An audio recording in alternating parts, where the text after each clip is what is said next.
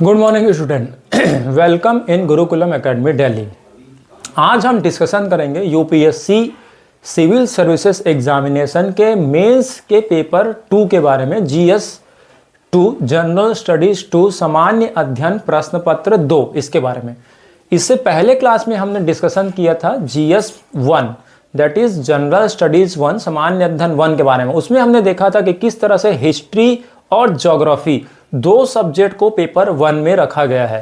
Paper 2 जो है पूरा पॉलिटी बेस्ड होगा और पेपर 3 जो होगा economics and science and tech, ये जो है पेपर 3 को मिला हुआ है। मैंने बताया था ना जो 5 पेपर होते हैं, history, polity, geography, economy, science. तो आप देख सकते हैं हिस्ट्री एंड ज्योग्राफी इसको मिल गया पेपर 1, पॉलिटी को पेपर 2 मिला हुआ है और साइंस एंड इकोनॉमिक्स को पेपर 3 में मिला हुआ। तो ये आपको पता रहना चाहिए जो 5 प्री के जो सब्जेक्ट थे उसी को ही यहां पर जीएस 1, 2 एंड 3 में डिवाइड कर दिया गया है। पेपर 1 में 2 सब्जेक्ट इंक्लूड है, पेपर 3 में 2 सब्जेक्ट इंक्लूड है, लेकिन यहां पर जो हम डिस्कशन करने वाले हैं पेपर 2, इसमें पॉलिटी को ज्यादा यहां पर प्रेफरेंस दिया गया। पूरा पॉलिटी बेस्ड है, जिसमें इंडियन पॉलिटी है, वेलफेयर स्कीम्स है एंड गवर्नेंस है और इंटरनेशनल रिलेशंस है। पॉलिटी को भी 4 भाग में डिवाइड करेंगे, वैसे तो इस 4 पार्ट को भी और पार्ट्स में डिवाइड करेंगे। तब आप देखेंगे कि किन किन टॉपिक से यूपीएससी क्वेश्चंस पूछता है। यही आपको स्मार्ट स्ट्रेटेजी बोली जाती है। आप देखेंगे, आप नाम सुन लेंगे बस कि लक्ष्मीकांत पढ़ना चाहिए या फिर कोई बुक्स पढ़नी चाहिए, लेकिन अब लक्ष्मीकांत भी तो अपने आप में बहुत सारे टॉपिक्स वो इंक्लूड करता है। किस टॉपिक पे हमको ज्यादा फोकस करना है, किस टॉपिक से क्वेश्चंस आ सकते हैं, वही बोलते हैं स्मार्ट स्ट्रेटजी।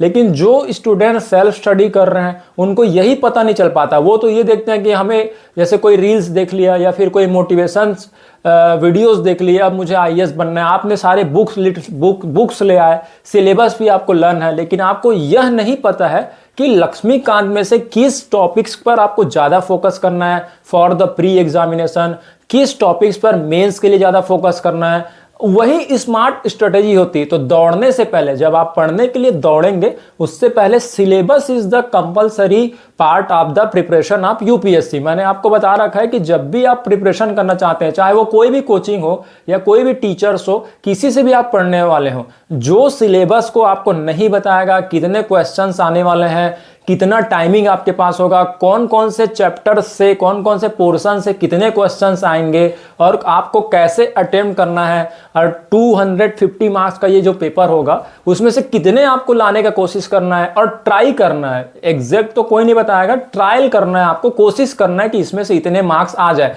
चाहे आप कोई भी मीडियम से हो। वही कोचिंग आपके लिए बेस्ट होगा। ये आप खुद जज कर सकते हैं कि कौन सा कोचिंग मुझे सिलेबस बता रहा है, कौन सा कोचिंग मुझे टॉपिक वाइज क्वेश्चंस बता रहा है, कौन सा कोचिंग उस टॉपिकों को पढ़ा रहा है।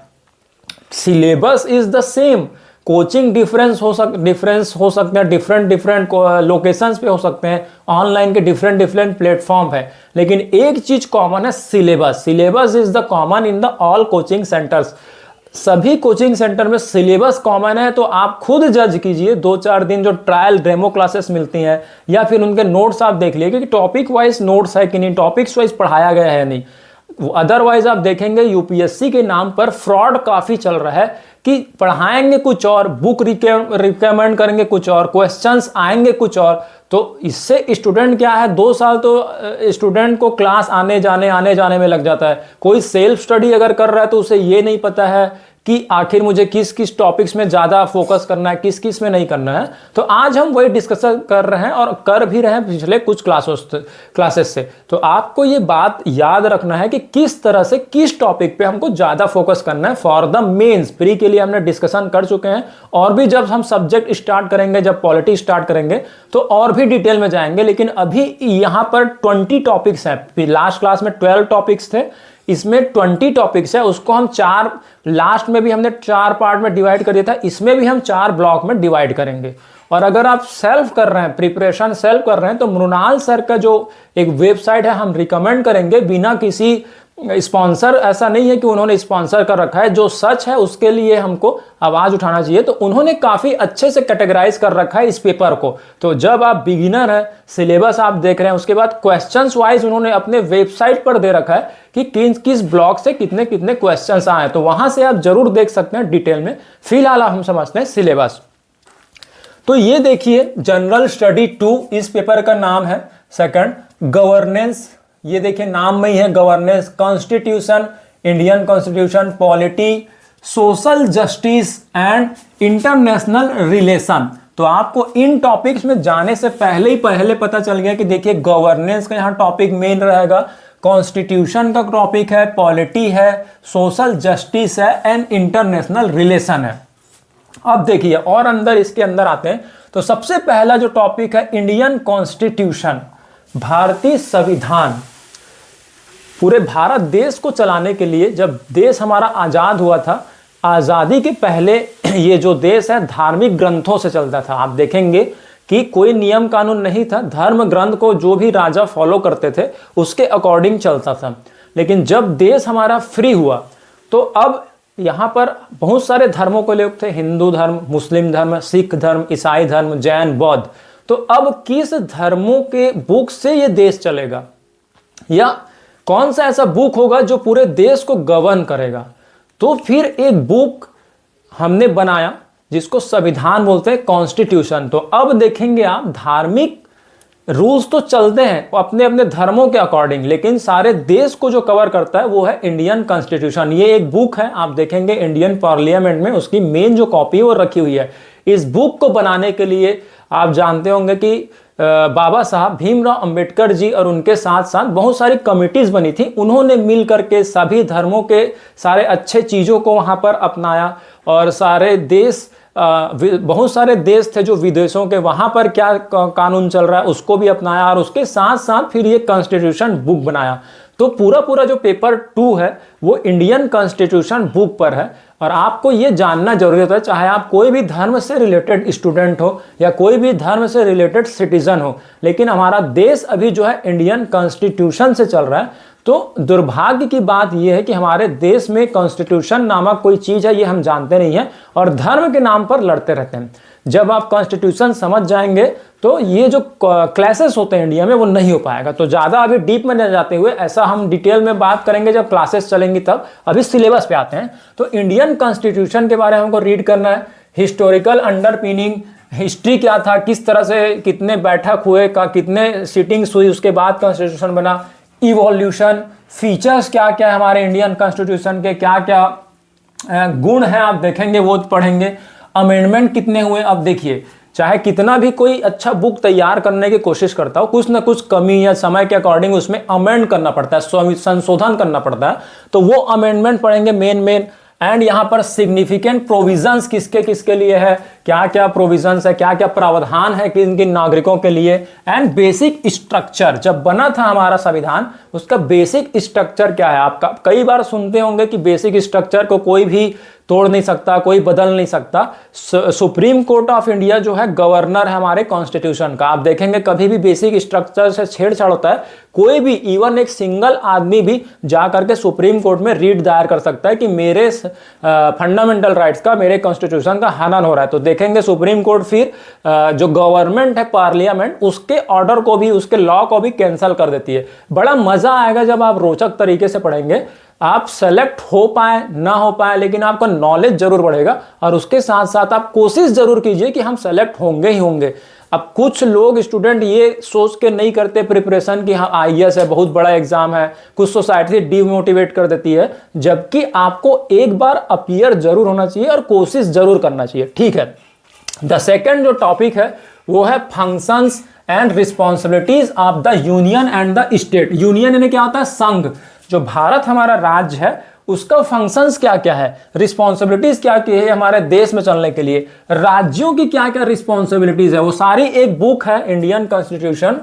आप देखेंगे उसमें सब कुछ है। उसी को हमको डिटेल में तो नहीं, लेकिन शॉर्ट में मेन जो चीज है वो पढ़ना है। Issues and challenges pertaining to the federal structure. संघीय जो संरचना है, संघ जैसे राज्य का कोई टॉपिक में आप देखेंगे कि इंडियन गवर्नमेंट फैसला लेता है, कोई कोई जो पावर्स है वो स्टेट को दिया गया है, कोई कोई को कंकरेंट लिस्ट में है। आप जब डिटेल में पढ़ेंगे, हम इसको स्टार्ट करेंगे तो आपको ज़्यादा समझ आएगा। तो संघीय जो संरचना है कि राज्य जो केंद्र सरकार है, समझ जाइए कि सेंट्रल गवर्नमेंट और state government and local government कौन कौन से पावर किस किस को है, और फेडरल स्ट्रक्चर में upper house and lower house का क्या क्या प्रोग्राम है, क्या क्या काम है, क्या क्या रोल है, उसको बोलते हैं फेडरल स्ट्रक्चर। तो क्या क्या चैलेंजेस है, आप देखेंगे चैलेंजेस भी काफ़ी है फेडरल स्ट्रक्चर में। कभी कभी आप देखेंगे सुप्रीम कोर्ट हावी हो जाता है कोई डिसीजन में, कभी कभी सेंट्रल गवर्नमेंट हावी हो जाती है। तो ये देखेंगे कि फेडरल स्ट्रक्चर कैसे होता है, अपर हाउस लोअर हाउस में कॉन्ट्रडिक्शन किस तरह से, devolution of powers and finances up to local level. अब पावर जो है सेंट्रल गवर्नमेंट को कितना है, लोकल गवर्नमेंट को कितना है, स्टेट गवर्नमेंट को कितना है, पैसे का अधिकार किसको कितना है, लोकल लेवल्स तक, मतलब पंचायत एक पंच से लेकर सांसद, एक लोकल पंच से लेकर के एमपी तक के किसको कितना पावर है वो हमको देखना है, और चैलेंजेस क्या क्या है ये भी हमको देखना है। तो सेकंड टॉपिक ये हो गया। थर्ड क्या हो गया, separation of powers between various organs, dispute redressed mechanism and institution. अब देखोगे आप अभी फिलहाल चर्चा में चल रहा है इंडिया में सीबीआई, ईडी। आप देखेंगे कि सीएम तक को नहीं छोड़ती, सीएम को भी अरेस्ट कर लेती है। तो आप देख सकते हैं कौन कौन से बॉडी हमारे इंडिया में काम कर रहे हैं, सीबीआई हो गया, ईडी हो गया, और कौन कौन से रूल्स है जिसके तहत ये जो है गिरफ्तारी हो जाती है, और भी बहुत सारे ऐसे स्ट्रक्चर हैं। वो सारे बॉडीज, कितनी बॉडीज हमारे देश में काम कर रही, किसका किसका कितना कितना पावर है, और किसको जितना पावर है, किसको ज़्यादा पावर है, वो सब पढ़ेंगे। फिर नेक्स्ट पढ़ना है comparison of the Indian constitutional scheme with that other countries. जो स्कीम आती है, कॉन्स्टिट्यूशनल स्कीम आती है, वो उसका दूसरे कंट्री से हम कंपेयर करेंगे। जैसे हमने हिस्ट्री में पढ़ा था ना, अपनी हिस्ट्री वर्ल्ड हिस्ट्री, वैसे ही अपना कॉन्स्टिट्यूशन, दूसरे के कॉन्स्टिट्यूशन, यहाँ क्या स्कीम चल रहा है, दूसरे में क्या स्कीम चल रहा है, ये तो देखना जरूरी है ना, तभी तो हम कंपेयर करके जज कर पाएंगे। क्योंकि कोई भी चीज हो, अगर कोई अच्छी चीज आपको विदेशों में मिल रही है, दूसरे कंट्रीज में, तो उसको अपनाया जाना चाहिए, इसलिए कंपैरिजन करना है। फिर नेक्स्ट टॉपिक है पार्लियामेंट एंड स्टेट। पार्लियामेंट यानी संसद, अब भारतीय संसद के बारे में पढ़ना है, और स्टेट यानी राज्य के बारे में पढ़ना है। स्टेट लेजिस्लेचर यानी राज्य विधायिका, स्ट्रक्चर पढ़ना है, फंक्शनिंग पढ़ना है, कंडक्ट ऑफ बिजनेस पढ़ना है, and powers and privileges and issues arising. मतलब आप समझ जाइए, शॉर्ट में अगर बोले तो पार्लियामेंट का पूरा फंक्शन, कौन कौन से बॉडी से मिलकर पार्लियामेंट बनता है, और राज्य विधायिका, राज्य जो विधान परिषद है, राज्य जो विधायिका है वो किस किस से मिलकर के बनती है, विधानसभा, विधान परिषद आप देखे होंगे, तो ये सबसे मिलकर के बनती है। इसका क्या क्या पावर है, कैसे कैसे चुनाव होते हैं, कौन कौन चुनाव लड़ सकता है, कौन कौन नहीं लड़ सकता, क्या क्या प्रोविजंस है, ये सारा डीप में धीरे धीरे धीरे धीरे अंदर देखिए आप घुस रहे हैं। पहले हिस्ट्री, फिर पॉलिटी, फिर ज्योग्राफी, और जब इस तरह से धीरे धीरे धीरे धीरे आप कमांड बढ़ते जाएंगे तो कोई भी क्वेश्चन अगर आता है पेपर में तो आप आराम से बोल पाएंगे। तो धीरे धीरे जर्नी चलेगी। तो यहां तक हो गया 5। अब नेक्स्ट 5 मैं फिर से लिखता हूं।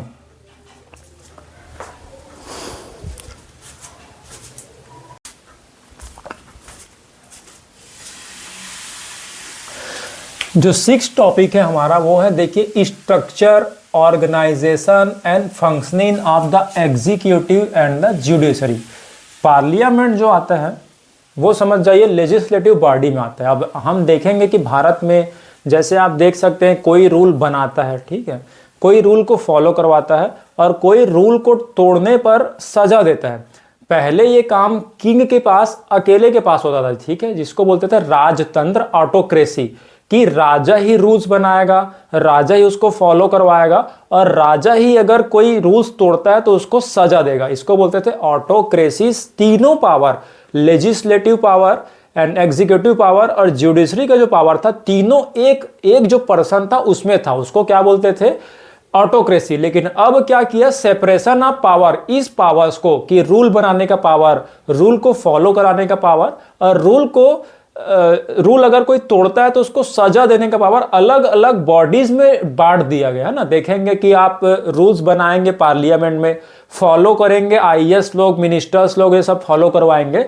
अगर रूल्स को कोई तोड़ता है तो सजा कौन देगा? सुप्रीम कोर्ट एंड भी बहुत सारे कोर्ट है, जुडिशरी। तो 3 तरह के बॉडी काम करते हैं। तो यहां पे जो हमने पहला पार्लियामेंट एंड स्टेट लेजिस्लेचर पढ़ा था वो तो लेजिस्लेटिव बॉडी था, लेकिन एग्जीक्यूटिव बॉडी में कौन कौन आता है, कौन कौन रूल को फॉलो कराते हैं देश में, जुडिशरी में कौन कौन है, उसका क्या क्या पढ़ना है, फंक्शनिंग क्या है, ऑर्गेनाइजेशन कैसे बनता है, कौन कौन से कितने जज हैं टोटल सुप्रीम कोर्ट में और उनका स्ट्रक्चर क्या, ये सब पढ़ना है। मिनिस्टर्स के बारे में पढ़ना है, department of government and pressure groups. Pressure group क्या होता है कि जो प्रेशर बनाता है गवर्नमेंट पे कि आप रूल्स को अच्छे से करिए, रूल्स जो है सबके लिए इक्वल होना चाहिए, तो ये प्रेशर ग्रुप्स है। तो ये है and formal and informal associations, और भी बहुत सारे बॉडीज हैं। अब ये 3 बॉडी तो मैंने बता दिया, legislative body, executive body and judiciary body, ठीक है। विधायिका, कार्यपालिका और न्यायपालिका, ये 3 तो है। उसके साथ साथ बहुत सारे और भी बॉडीज काम करते हैं, एनजीओस हो गया, और भी बहुत सारे बॉडीज है। तो वो सारे पढ़ना है कि फॉर्मल इनफॉर्मल एसोसिएशन कौन कौन से है और their role in polity, Indian polity में वो क्या रोल अदा कर रहे हैं, वो हमको यहां पर देखना है। अब देखिए जो 7th टॉपिक है, salient features of the representation of the people's act. ये एक एक्ट है, ये भी हम बताएंगे बिल क्या होता है, एक्ट क्या होता है। तो एक्ट जो है रिप्रेजेंटेशन ऑफ पीपुल्स एक्ट, जन प्रतिनिधित्व अधिनियम, इसका मेन आप समझिएगा, इसका चुनाव में काफी यूज होता है। जब भी इलेक्शंस होते हैं तो सारा जो रूल्स रेगुलेशन है इसी में लिखा गया है कि रिप्रेजेंटेशन ऑफ पीपुल्स एक्ट, कि कौन कौन चुनाव लड़ सकता है, कौन कौन नहीं लड़ सकता, क्या क्या होगा, वो सारा इस एक्ट के बारे में है। तो उसके सेलियंट फीचर्स पढ़ने हैं।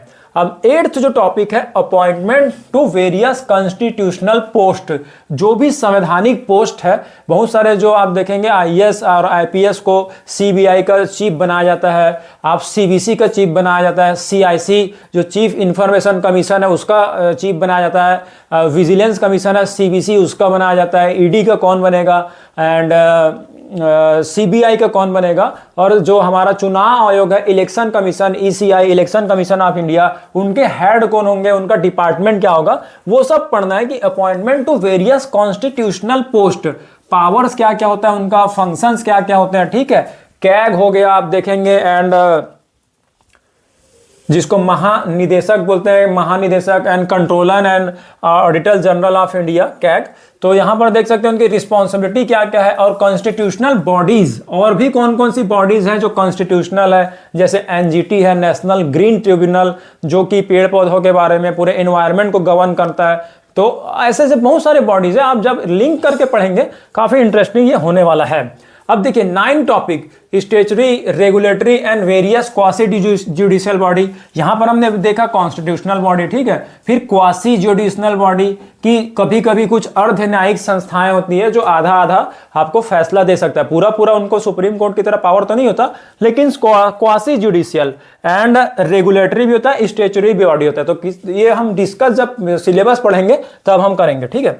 अब देखिए government policies and intervention for development in various sectors and issues arising out of their design and implementation। अब देखिए मेन जो इसका कंक्लूजन है वो गवर्नमेंट पॉलिसीज, जो पॉलिसीज बनती है गवर्नमेंट की, skill India, PM stand up scheme, PM care fund, बहुत सारे जो स्कीम बनती है और फंड बनते हैं, ये कैसे बनते हैं, क्या क्या इसका पावर है। वैसे तो हमने प्री में मैंने बताया था कि स्कीम्स के बारे में पढ़ना ही होगा, तो वो भी यहाँ पर डिटेल में थोड़ा सा पढ़ना है, वो भी मेन है। वैसे तो बहुत सारे स्कीम्स आई हुई हैं, आप पंचवर्षीय योजना से लेकर के बहुत सारी स्कीम आती है, लेकिन अभी फिलहाल में 2-3 सालों में कौन कौन सा स्कीम आया हुआ है उस पर हमको ज्यादा ध्यान देना है। तो यहाँ पर देख सकते हैं 10 टॉपिक हो गया। अब 11 टॉपिक फिर मैं लिखता हूँ।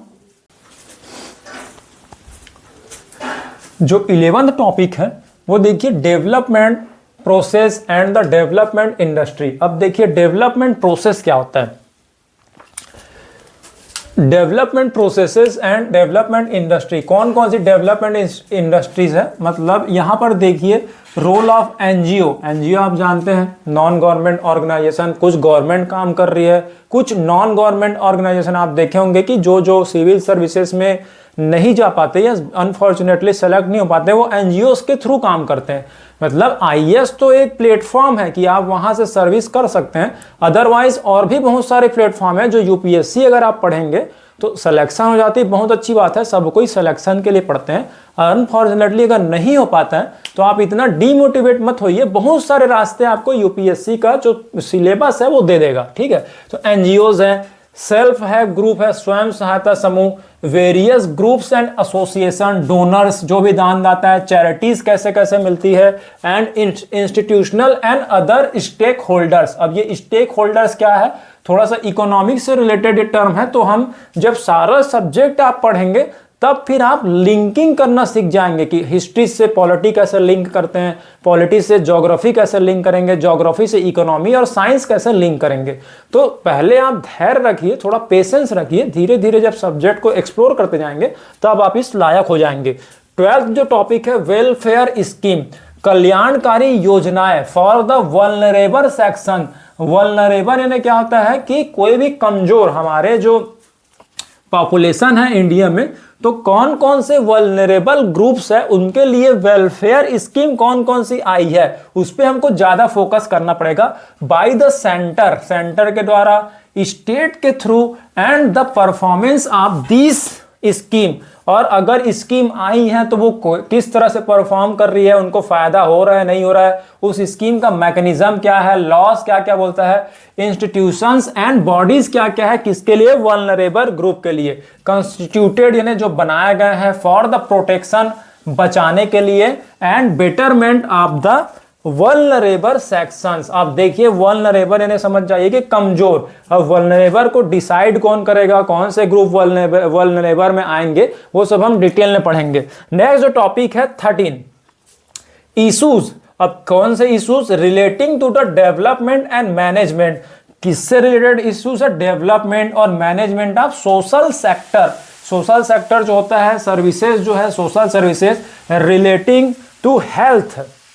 अब देखिए पूरे इंडिया के लोगों को हेल्थ मिल पा रहा है कि नहीं, मतलब थ्योरेटिकल, प्रैक्टिकल तो आप देखे होंगे कि government hospitals and private hospital, नाम से ही आप समझ गए होंगे कि कहाँ क्या सुविधाएं मिलती है, कहाँ क्या कोई सुविधाएं नहीं मिलती है। तो ये गवर्नमेंट का अभी तक ट्रायल चल रहा है कि किस तरह से हम हेल्थ दे पाए सभी लोगों को। एजुकेशन, ये एजुकेशन दे पाए। ह्यूमन रिसोर्स, जो भी हमारे ह्यूमन है हम उसको यूज कैसे कर पाए, क्योंकि एक रिसोर्स यहां पर जो आदमी है, जो भी पर्सन है, वो भी एक प्रकार के रिसोर्स हैं।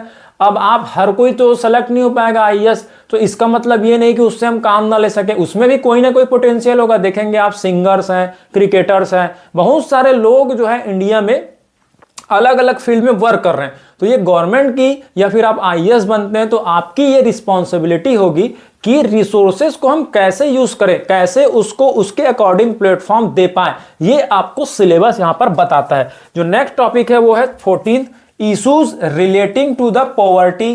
गरीबी देखिए फिर से यहां पर आ गया, और हंगर यानी भूख, खाना किस किस को नहीं मिल पा रहा है। आपने देखा था सोशल जस्टिस में, जो इंडियन सोसाइटी था उसमें हमने पढ़ा था पेपर 1 में, वही टॉपिक यहां पर भी आ गया, पॉवर्टी यानी गरीबी। तो आप मेनली आप देखेंगे कि गरीबी दूर करने के लिए, चाहे वो कोई भी प्लेटफॉर्म हो, उसके लिए आप यहां पर आईएएस बनने आ रहे हैं तो वो सिलेबस में पढ़ना ही पड़ेगा, ठीक है। ये 14 हो गया। Next topic is the 15 topic is important aspect of governance. देखिए यहां पर एक नया टॉपिक बोल सकते हैं स्टार्ट हो रहा है, important aspects of governance. Governance यानी क्या होता है, शासन किस तरह से।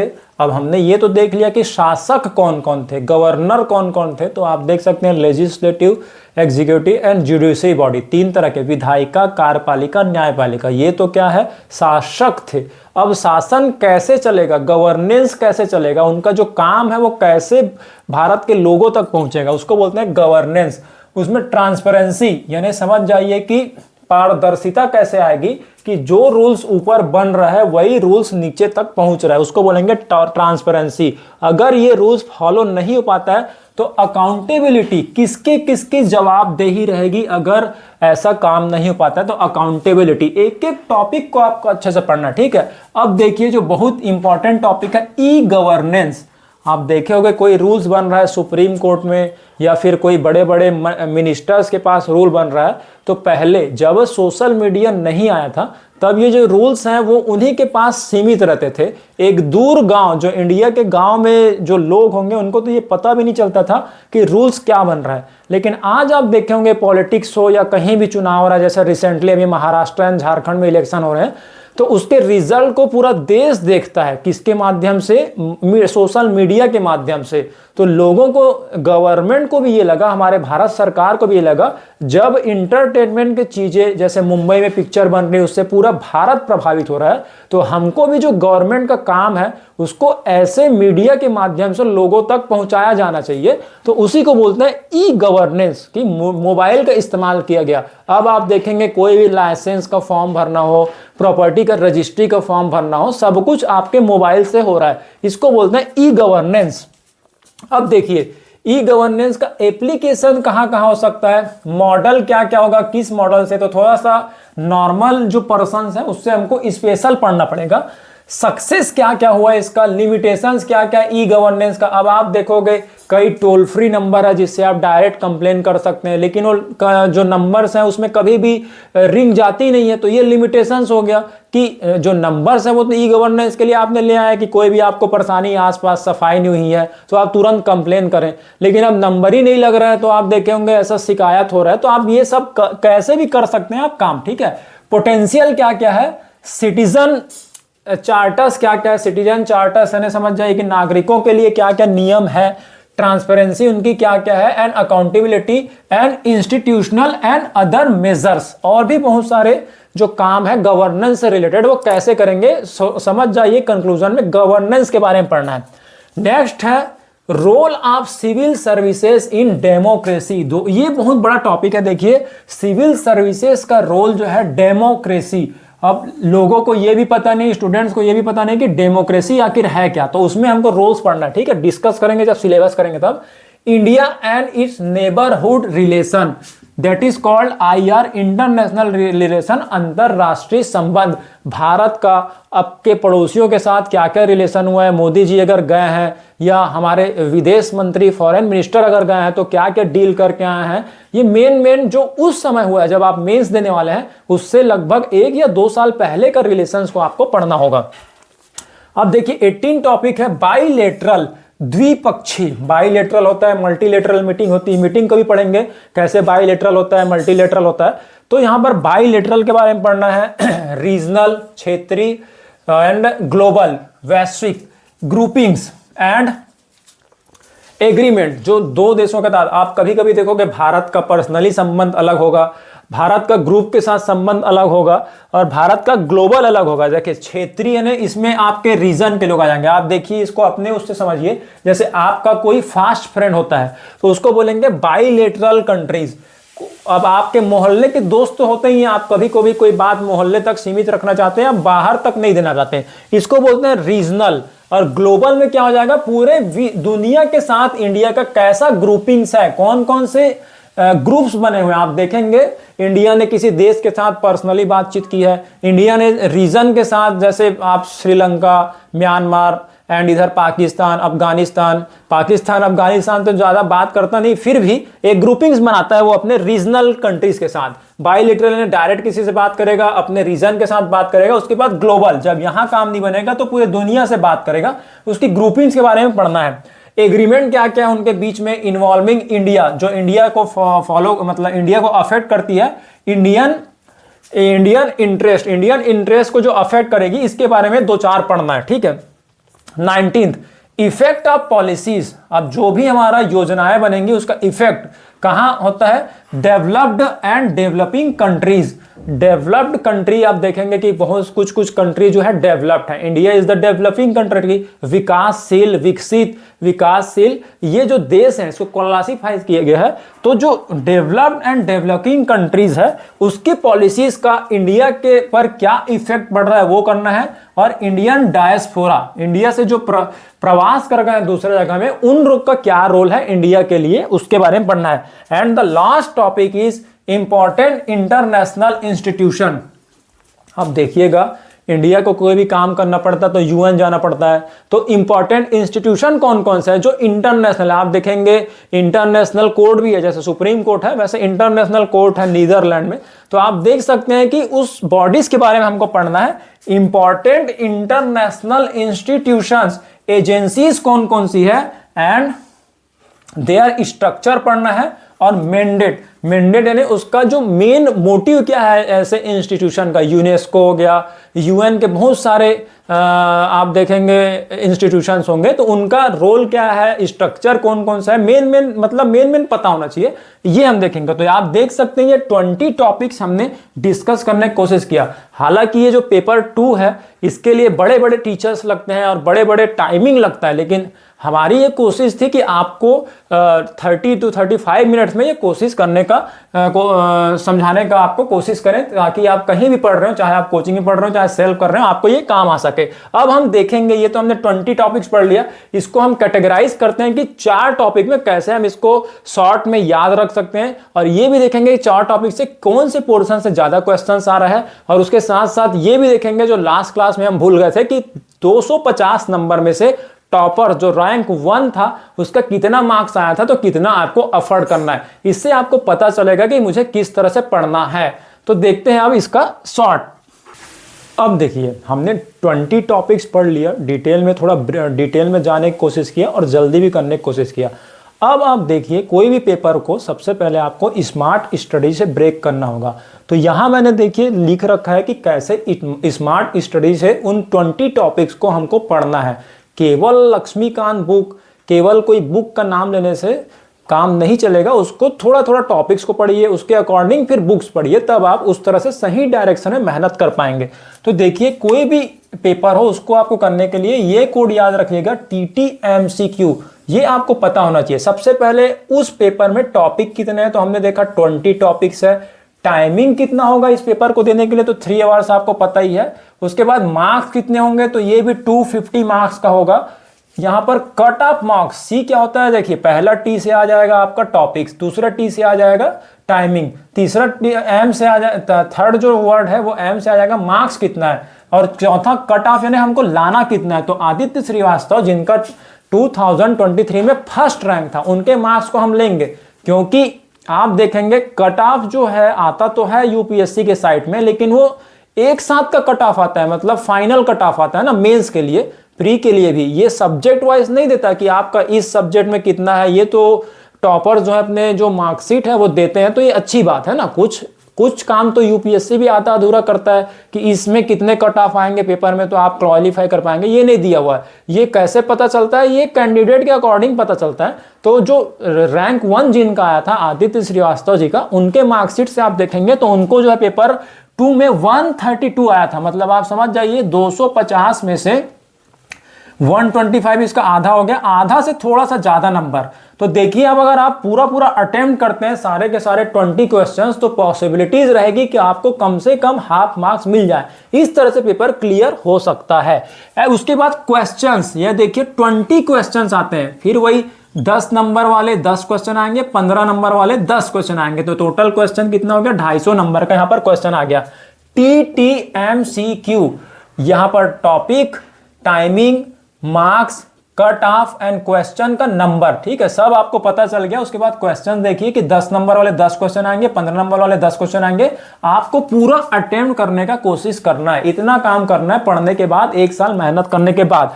अब देखिए जो 20 टॉपिक्स का उसको हमने 4 पार्ट में डिवाइड कर रखा है। तो पहला जो टॉपिक है वो पॉलिटी के सेक्शन से है, वेलफेयर स्कीम को हमने सेकंड पार्ट कर रखा है, गवर्नेंस को थर्ड पार्ट में कर रखा है, और इंटरनेशनल रिलेशन को 4th पार्ट में। जो समराइज करते हैं ना जो 20 टॉपिक्स है उसको 4 पार्ट में डिवाइड कर रखे हैं। तो देखिए पॉलिटी जिसमें कॉन्स्टिट्यूशन आएगा, सब कुछ आएगा, उसमें से 10 क्वेश्चन आए थे।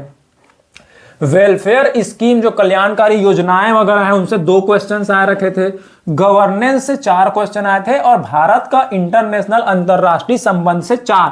तो इस तरह से देखिए 20 क्वेश्चंस आए हुए थे। ये हुई स्मार्ट स्ट्रेटजी कि आपको अब जब पढ़ेंगे तो पॉलिटी पे ज्यादा फोकस करना है, उसके बाद गवर्नेंस पे करना है, इंटरनेशनल रिलेशंस पे थोड़ा करना है और वेलफेयर पे थोड़ा सा करना है। क्योंकि देखेंगे 10 क्वेश्चन आपके 10 के 10 अगर अच्छे बन जाते हैं, 4 4 8 यहां बन जाते हैं, 2 को आप अटेम्प्ट भी करते हैं तो भी आपको देखिए पूरा 250 में से 250 नहीं लाना है, 132 के लिए अटेम्प्ट करना है। लगभग समझ जाइए कोई भी टॉपर का हाफ मार्क्स आता है कोई भी पेपर में, तो पेपर 2 की रही ये स्ट्रेटजी। नेक्स्ट क्लास में हम देखेंगे पेपर 3 जिसमें इकोनॉमिक्स का पोर्शन लिया गया है, साइंस एंड टेक है। तो इस तरह से देखिए पहले आप जब भी तैयारी कर रहे हैं तो सिलेबस को देखिए, स्मार्ट स्ट्रेटजी कीजिए, उसके बाद जब हम पढ़ना स्टार्ट करेंगे धीरे धीरे तो आपकी जर्नी अच्छी होगी और हमें उम्मीद है कि हम आपके जर्नी में आपकी हेल्प कर पाएंगे।